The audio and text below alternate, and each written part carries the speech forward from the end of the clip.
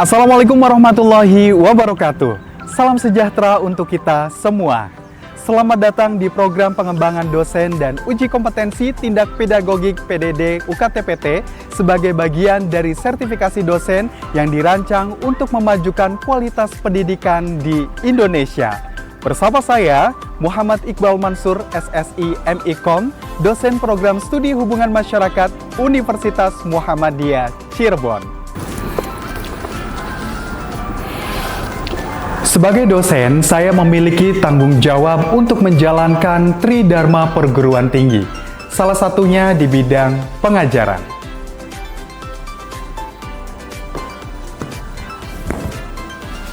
Nah, produksi suara itu adalah proses fisiologi suara, dihasilkan dari getaran pita suara di laring, ya, di laring ini pernah belajar biologi ya, di laring di sini, ya, kemudian diperkuat oleh resonansi dari rongga dada, mulut, dan hidung.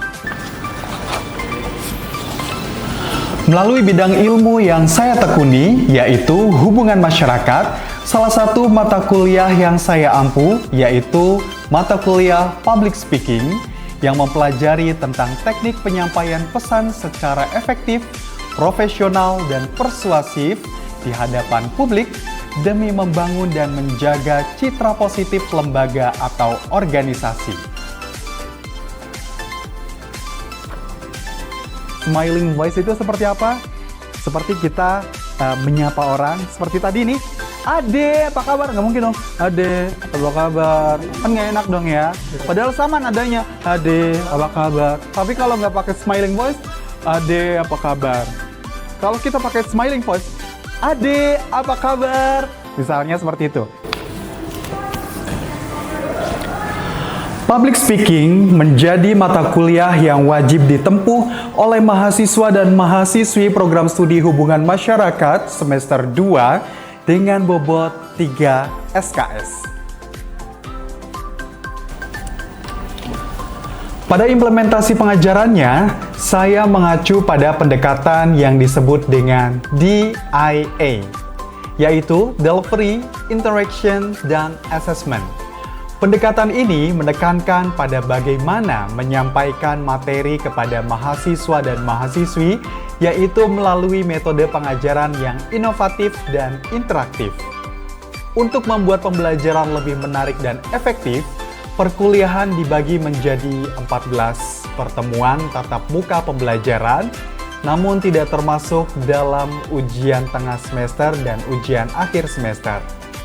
Mengacu pada capaian pembelajaran lulusan program studi yang dibebankan pada mata kuliah ini, yaitu bertakwa kepada Tuhan Yang Maha Esa, jujur, disiplin, bertanggung jawab, dan menjunjung tinggi etika profesi dalam praktik kehumasan, menguasai konsep dasar komunikasi, kehumasan, media massa, perencanaan program PR, dan etika kehumasan.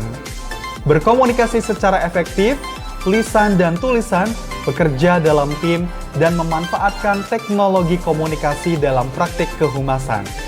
Mampu merancang dan melaksanakan program komunikasi kehumasan secara strategis, terampil dalam memproduksi dan menyebarluaskan berbagai konten kehumasan, serta menjalin hubungan baik dengan media. Mampu mengelola media organisasi, menyelenggarakan event, menangani komunikasi krisis, dan membangun reputasi institusi. Diturunkan menjadi 6 capaian pembelajaran mata kuliah. 1. Menunjukkan sikap percaya diri, bertanggung jawab, dan menjunjung tinggi etika komunikasi dalam setiap aktivitas berbicara di depan publik.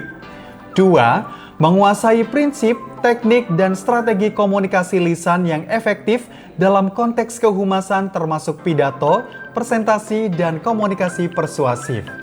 3. Mampu menyusun, menyampaikan, dan mengevaluasi pesan lisan secara sistematis, komunikatif, dan menarik untuk kepentingan internal maupun eksternal organisasi. 4. Mampu menggunakan alat bantu presentasi untuk mendukung kegiatan public speaking secara profesional. 5. mampu menyesuaikan gaya komunikasi dengan audiens yang berbeda dan berperan aktif dalam tim kerja komunikasi publik. 6. Mampu berperan sebagai juru bicara, representatif organisasi atau lembaga dalam menyampaikan informasi dengan membangun citra melalui komunikasi lisan. Untuk bahan kajian mata kuliah ini yaitu 1. Sejarah public speaking, 2. Konsep dasar public speaking, 3. Pemahaman konsep diri, 4. Percaya diri dalam public speaking, 5. Teknik vokal, 6. Teknik bahasa, 7. Teknik komunikasi, 8. Teknik penampilan dan ekspresi, 9. Manajemen public speaking, 10. Metode public speaking, 11. Materi public speaking, 12. Teknik dasar pembawa acara, 13. Public speaking dan humas, 14. Presentasi bisnis. Terima kasih telah menyimak aspek-aspek yang saya gunakan dalam bidang pengajaran. Selanjutnya, saya akan menampilkan proses pembelajaran di dalam kelas.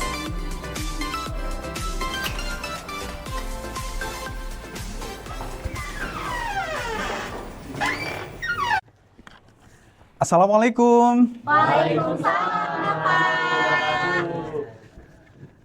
Apa kabar teman-teman semuanya? Baik, Bapak. Alhamdulillah. Alhamdulillah saya juga baik, luar biasa hari ini ya. Luar biasa harinya cerah hari ini. Dan teman-teman juga hari ini sudah hadir ya banyak ya? Ada yang nggak hadir, Bapak? Ada yang nggak hadir. Siapa yang nggak hadir? Lupa. Oh iya, kenapa ya? Dia lagi ada acara keluarga, Pak. Lagi ada acara keluarga. Baik ya, mudah-mudahan acaranya lancar ya. Amin. Ya, baik teman-teman, sebelum kita mulai, kita seperti biasa kita mengawali perkuliahan ini dengan membaca suratul Fatihah dulu ya. Dimulai. A'udzu billahi minasyaitonir rajim.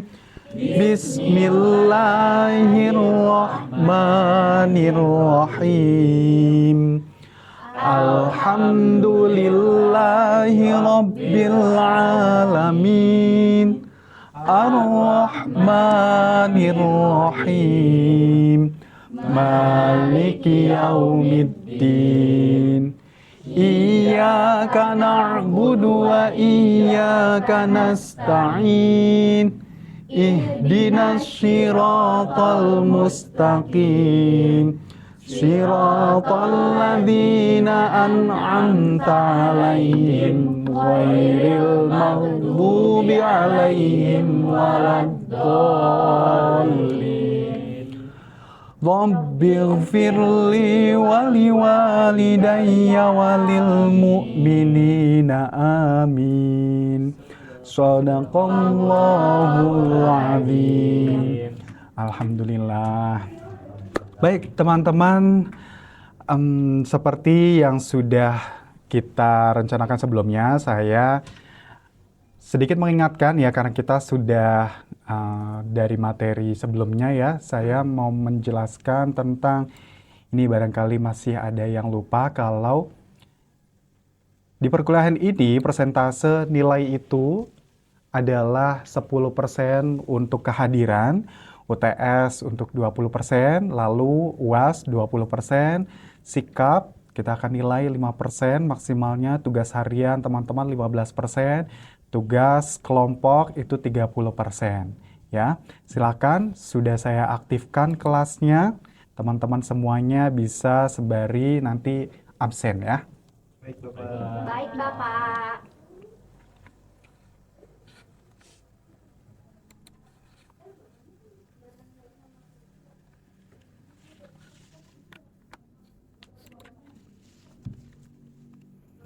Baik, teman-teman semuanya. Terakhir kita sudah mempelajari tentang apa? Materi sebelumnya adalah tentang kepercayaan diri. Nah, kira-kira ada yang bisa menjelaskan bagaimana kita supaya bisa percaya diri dalam public speaking? Apa yang harus kita lakukan? Mengenali diri sendiri. mengenali diri sendiri, ya. Itu adalah bagian dari memahami konsep diri, ya. Kemudian apalagi mengenali diri sendiri caranya?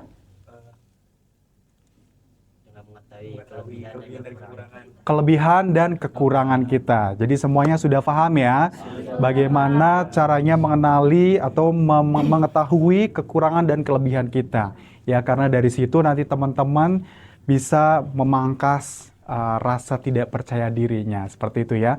Minggu lalu kita sudah praktik bagaimana caranya teman-teman bisa percaya diri berada di panggung atau berbicara di depan publik ya, atau sekarang yang kita sudah era digital ya teman-teman, di depan kamera sudah mulai percaya diri, alhamdulillah. Dan berikutnya adalah hari ini kita akan membahas tentang teknik vokal dalam public speaking. Loh, kok ada teknik vokal? Betul sekali ya, karena di dalam teknik vokal itu kita dibutuhkan ya dalam produksi suara yang baik dalam public speaking itu seperti apa ya.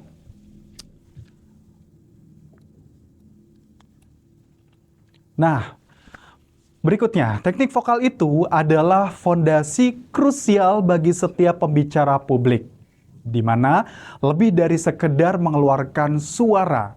Penguasaan teknik vokal memungkinkan pembicara untuk menyalurkan pesan dengan kejelasan yang luar biasa, membangun koneksi emosional yang kuat dengan audiens, dan menyampaikan setiap kata dengan dampak yang meyakinkan. Jadi, kalau kita vokalnya tidak jelas misalnya ya, vokalnya kalau kita sedang di atas panggung misalnya, atau kita sedang melakukan public speaking, ya kita suaranya begini lemas gitu ya, baik Bapak Ibu hadirin, enak tidak? Enggak. Tidak enak ya. Ya harus bisa kita karena menyampaikan setiap kata dengan dampak yang meyakinkan. Karena tugas dari public speaking itu adalah salah satunya untuk mempengaruhi ya. Kalau kitanya tidak yakin dengan public speaking kita, ya nantinya orang mana mau percaya dengan apa yang kita katakan. Seperti itu. Baik, keterampilan inti yang membedakan seorang penyampai pesan biasa dari seorang komunikator yang inspiratif. Seperti itu. Jadi tidak hanya berbicara, tapi punya manajemen yang baik ya. Vokalnya dilatih mulai dari dinamika dan lain sebagainya ya. Nanti kita akan bahas satu demi satu. Nah, yang pertama yang perlu kita pahami adalah tentang produksi suara ya. Apa itu? Bagaimana produksi suara? Nah, di sini kita sudah gambarkan, ini gambar mulut ya. Nah, ingat mulutnya ada giginya semuanya ya? Ada dong. Nah, ini gambarannya kita kalau membuka mulut ya secara luas seperti ini teman-teman ya. Jadi kalau membuka mulut jangan tanggung-tanggung, jangan gitu. Jangan seperti itu. Harus lebar, harus dibuka. Nah, seperti ini. Maksimal ya. Seperti itu. Oke. Proses fisiologis. Nah, produksi suara itu adalah proses fisiologis suara. Dihasilkan dari getaran pita suara di laring ya, di laring ini pernah belajar biologi ya. Di laring di sini ya. Kemudian diperkuat oleh resonansi dari rongga dada, mulut dan hidung. Resonansi itu jadi seperti seolah-olah tuh nanti kalau kita berhasil mengeluarkan suara itu, ini kalau seandainya dari hidung, ini nanti hidungnya tuh akan bergetar, gatal jadinya. Itu berarti resonansi hidungnya sudah sukses.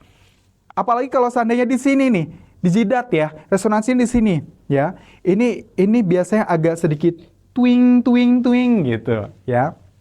Nah, berikutnya, organ utama yang terlibat adalah paru-paru. Nah, paru-paru adalah organ utama, di mana ini adalah tenaga pendorong udara dari laring, kemudian sebagai sumber suara melalui getaran pita suara, dan rongga mulut serta hidung ya. Semuanya saling berhubungan ya. Dari sini nih nanti ada diafragma disebutnya. Nanti kita pelajari lebih lanjut. Kualitas suara ditentukan oleh beberapa faktor yang seperti kejelasan ya atau clarity, kemudian kekuatan, power, ketahanan, dan resonansi tadi. Seperti itu ya. Berikutnya adalah pernafasan. Ini dia yang harus teman-teman kuasai di awal ya. Sebelum kita ke produksi suara tadi, kita bahas dulu pernafasan nih. Nafasnya itu harus kita atur. Bagaimana caranya? Nah, kita langsung saja praktik ya. Langsung saja praktik. Pernafasan yang harus kita lakukan adalah dengan pernafasan perut. Kenapa pakai pernafasan perut atau pernafasan diafragma ya? Pernafasan perut itu lebih panjang, lebih banyak menampungnya dibandingkan dengan pernafasan menggunakan dada atau dengan pundak ya, seperti itu ya. Pernafasan perut contohnya saya contohkan seperti ini. Ini perut saya ya, teman-teman ya. Nah, ini dalam kondisi kosong. Kalau kita isi, perutnya menjadi buncit ya. Ya. Ini keras jadinya ya, keras ya. Ada yang mau coba? Coba Mas Sabik. Yuk, ke depan. Silakan. Nah, ini karena dia sering berlatih dalam latih tapak suci ya, olahraga ya. Jadi kayaknya ini bisa nih ya. Coba diratakan dulu, santai, rileks dulu. Tarik. Nah, berisi ya. Ada isinya nih, keras ya. Karena biasanya kalau di tapak suci atau di olahraga pencaksilat dan lain sebagainya, ini berlatih seperti itu ya. Kuda-kuda seperti gitu ya, seperti itu. Baik, terima kasih. Nanti teman-teman belajar satu sama lain ya. Silakan. Nah, latihannya bagaimana? Pertanyaannya seperti itu ya. Teman-teman itu bisa melatih dengan cara tiduran ya. Tidur di lantai, kemudian nanti teman-teman bernafas. Bernafas seperti biasa saja. Nanti disitulah yang akan kembang kempisnya ya. Coba Mas EF dicoba tiduran di lantai, tidak apa-apa ya. Lantainya bersih nih. Coba. Yuk. Coba kita perhatikan ya perutnya Mas EF ya. Nah, baik. Nafas biasa saja. Kira-kira dari teman-teman nafasnya yang akan berkembang itu dari dada, perut atau dari pundak ya. Kita lihat. Nafas biasa, rileks. Nah, yang kembang kempis, yang perut ya? Iya, Bapak. Ya, betul ya. Nah, sekarang tarik. Nah, ya kan? Nah, proses seperti ini yang teman-teman harus lakukan adalah dalam kondisi berdiri. Seperti itu. Jelas ya? Jelas, baik, Bapak. silakan Mas EF bangun. Terima kasih. Kembang kempis. Ya. Nah, berikutnya adalah artikulasi. Artikulasi adalah kemampuan pengucapan huruf dan kata dengan jelas dan tepat, ya. Memastikan setiap bunyi terdengar sempurna, di mana organ utama dari artikulasi ini adalah bibir, lidah, gigi, dan langit-langit, ya, langit-langit mulut, ya. A, I, U, E, O, ya. Sekarang kita coba ya, sembari tadi produksi suara, ya. Nah, kita artikulasinya ya. A, I, U. Sekarang pakai suara biasa saja ya, cempreng saja ya. A, I, U, E, O. Coba. A, I, U, E, O. Sekarang kita bentuk dengan produksi suara yang lebih bulat. A, I, U, E, O. Repeat after me ya. A, I, U, E, O. Sekarang biasa. A, I, U, E, O. Sekarang yang bulat. A, I, U, E, O. Luar biasa, tepuk tangan untuk kita semuanya ya. Hebat ya teman-teman ya, anak ilmu komunikasi ya, bisa langsung praktek ya. Senang sekali. Baik, kalau begitu kita lanjutkan ke berikutnya adalah nada dasar atau pitch. Nah, nada dasar ini perlu tidak hanya untuk nyanyi saja teman-teman ya. Ternyata nada dasar ini dibutuhkan juga ketika kita akan mengambil nada awal ketika kita mulai public speaking. Ya, baik. Misalnya saya ya dengan cara ambil nada dasarnya dengan salam ya. Assalamualaikum warahmatullahi wabarakatuh. Nah, seperti itu. Kita harus tepat ya nada dasarnya. Jangan sampai kita salah nada dasar. Kalau nada dasarnya kita terlalu rendah, Assalamualaikum warahmatullahi wabarakatuh. Nah, itu tidak tepat karena nada dasar saya tidak di sini ya. Harus sesuai, nada dasarnya harus sesuai. Assalamualaikum warahmatullahi wabarakatuh. Nah, di sini lebih tepat. Seperti itu ya. Jadi harus mengenali jenis suaranya masing-masing ya, seperti itu. Tidak apa-apa, kita lanjut saja. Berikutnya adalah power ya. Ini dia yang salah satunya bisa mempengaruhi audiens ya, power ya. Kalau seandainya kita Assalamualaikum warahmatullahi wabarakatuh, kira-kira kalau kita sedang public speaking, orang-orang pada denger nggak? Nggak denger ya? Nggak mood ya untuk jawabnya ya? Nah, untuk itu diperlukan power ya. Diperlukan power. Jadi, powernya harus kuat ya. Assalamualaikum warahmatullahi wabarakatuh. Seperti itu. Ada yang mau coba? Coba ya. Pakai apa? Salam aja ya, dicoba ya. Coba. Mbak Hilda. Yo, salam. Dengan produksi suara yang baik, yang seperti tadi ya. 3, 2, 1. Assalamualaikum warahmatullahi wabarakatuh. Baik, luar biasa. Coba Mbak Indah. Assalamualaikum warahmatullahi wabarakatuh. Oke, luar biasa sekali ya. Baik, seperti itu ya. Power ya, harus kencang. Tidak boleh lemes, lunglai. Begini, Assalamualaikum, bagaimana Bapak Ibu sekalian, gitu kan. Tidak boleh seperti itu ya. Baik, berikutnya adalah volume suara. Nah, teman-teman harus bedakan antara volume suara dengan power ya. Kalau power, energi yang harus kita kumpulkan, kemudian kita keluarkan.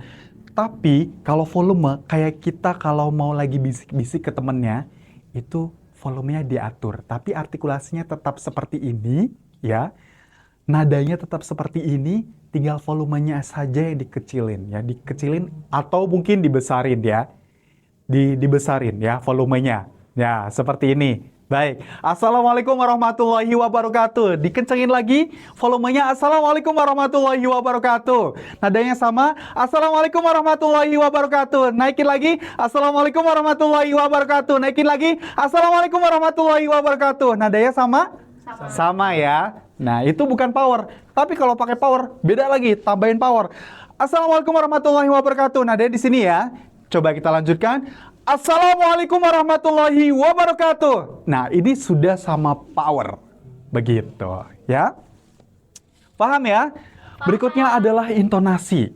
Intonasi ini adalah melodi atau pergantian nada dalam sebuah kalimat yang digunakan untuk mengekspresikan sebuah emosi. Begitu, ya. Menekankan makna atau menunjukkan jenis kalimat. Nah, intonasi dengan emphasizing berikutnya ini saling berkaitan ya. Ada intonasi, ada emphasizing. Emphasizing atau penekanan itu adalah teknik menyoroti kata kunci atau frasa penting dalam kalimat untuk memperjelas makna ya. Ya, nanti kita akan praktek ya setelah ini ya. Jadi kalau intonasi itu lebih ke tone-nya, tone atau warna dari suaranya ya. Misalnya halo, apa kabar? Nah, ini intonasi, gitu ya. Jangan, halo, apa kabar? Kan nggak enak dong ya. Kalau kita tanya kabar kan, halo, apa kabar? Ade, apa kabar? Nah, seperti itu ya. Kalau emphasizing-nya, Ade. Nah, itu emphasizing. Ade, apa kabar? Itu emphasizing. Oke? Tergantung dari konteksnya seperti apa kita menyusunnya. Berikutnya adalah smiling voice. Smiling voice itu seperti apa? Seperti kita menyapa orang. Seperti tadi nih. Ade, apa kabar? Nggak mungkin dong. Ade, apa kabar? Kan nggak enak dong ya. Padahal sama nadanya. Ade, apa kabar? Tapi kalau nggak pakai smiling voice, Ade, apa kabar? Kalau kita pakai smiling voice, Ade, apa kabar? Misalnya seperti itu. Kemudian misalnya kita dengan menyapa ya, kita sedang jadi MC misalnya ya, mempersilahkan rektor ya. Yang terhormat Rektor Universitas Muhammadiyah Cirebon, kami persilakan. Ini smiling voice ya. Kalau kita tidak pakai smiling voice, yang terhormat Rektor Universitas Muhammadiyah Cirebon, kami silakan. Ya enak dong ya, padahal sama aja konteksnya ya. Tapi kalau kita pakai smiling voice, yang terhormat Rektor Universitas Muhammadiyah Cirebon, kami persilakan. Enak ya didengarnya. Seperti itu. Baik, berikutnya adalah teman-teman, ini adalah latihan ya. Teman-teman nanti ada penugasan teman-teman setelah ini. Teman-teman tadi sudah belajar praktek dan sebagainya. Nanti setelah ini teman-teman praktek membentuk kelompok ya, latihan bagaimana cara memproduksi pernafasan yang baik, kemudian apa tadi smiling voice itu bagaimana, artikulasi bagaimana ya. Nah, berikutnya adalah latihannya teman-teman. Ini saya akan berikan teks caranya. Lebih ampuh adalah kita untuk bisa belajar ya. Baik, sampai di sini ada yang ditanyakan? Tentang artikulasi mungkin? Cukup, Bapak. Cukup ya? Baik. Nah, teman-teman, ini adalah teks ya. Teks yang nanti teman-teman silakan dipelajari ya. Nah, ini nanti saya akan bagikan ke teman-teman semuanya ya. Ini bisa diunduh di grid system yang ada di aplikasi teman-teman masing-masing ya. Nah, ini dia contohnya ya. Ini adalah teks berita ya. Contohnya seperti ini, emphasizing intonasi ya. Pemirsa, pasca memperingati Hari Kemerdekaan Republik Indonesia, Program Studi Ilmu Komunikasi Fakultas Ilmu Sosial dan Ilmu Politik Universitas Muhammadiyah Cirebon dan Lembaga Sertifikasi Profesi Sekolah Tinggi Multimedia Yogyakarta bekerja sama mengadakan uji kompetensi bidang komunikasi. Ya, intonasinya tadi bekerja sama, ada seperti itunya. Terus kemudian di pemirsa gitu kan. Kita berikan improvisasi di situ ya. Pemirsa, pasca memperingati Hari Kemerdekaan. Kalau seandainya kita bacanya seperti ini. Pemirsa, pasca memperingati Hari Kemerdekaan Republik Indonesia, Prodi Ilmu Komunikasi Fakultas Ilmu Sosial dan Ilmu Politik. Nggak enak dong ya. Nah, jadi nggak nangkep jadinya yang dengerinnya ya.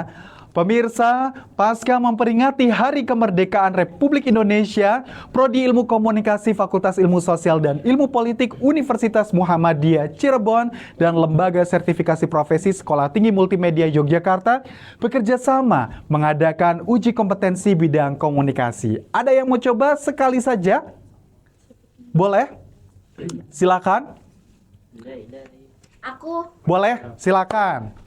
Indah. Ya. Pemirsa, pasca memperingati Santai. Oke. Relax. Yuk. 1, 2, 3. Pemirsa, pasca memperingati Tarik nafas. Aku grogi, Bapak, maaf. Grogi ya. Teman-teman. Santai. Ingat bagaimana cara mengatasi percaya diri? Oke. Pemirsa, pasca memperingati Hari Kemerdekaan Republik Indonesia, Prodi Ilmu Komunikasi Fakultas Ilmu Sosial dan Ilmu Politik Universitas Muhammadiyah Cirebon dan Lembaga Sertifikasi Profesi Sekolah Tinggi Multimedia Yogyakarta bekerja mengadakan uji kompetensi bidang komunikasi. Tepuk tangan. Silakan duduk. Luar biasa. Nah, teman-teman tugasnya adalah nanti silakan ya. Nanti ini filenya akan saya kirimkan, kemudian teman-teman latih, kemudian dibuat video ya masing-masing, kemudian dikirimkan ke grid system ya. Seperti itu. Cukup jelas ya? Baik. Dan berakhirnya dari penugasan ini berakhir juga kelas hari ini tentang teknik vokal ya. Berikutnya nanti teman-teman kalau ada yang ingin ditanyakan bisa melalui WA ya, atau nanti ketika kita di jam kosong kuliah teman-teman bisa menghubungi saya ya, atau temui saya di prodi ya. Baik, Bapak. Ya baik. Cukup ya? Cukup. Sudah di absen semuanya? Sudah. Alhamdulillahirrabbilalamin. Terima kasih banyak teman-teman semuanya sudah hadir hari ini. Billahi taufiq wal hidayah. Wassalamualaikum warahmatullahi wabarakatuh. Waalaikumsalam warahmatullahi wabarakatuh. Boleh tepuk tangan untuk kita semuanya. Sama-sama. Terima kasih, Bapak. Sama-sama.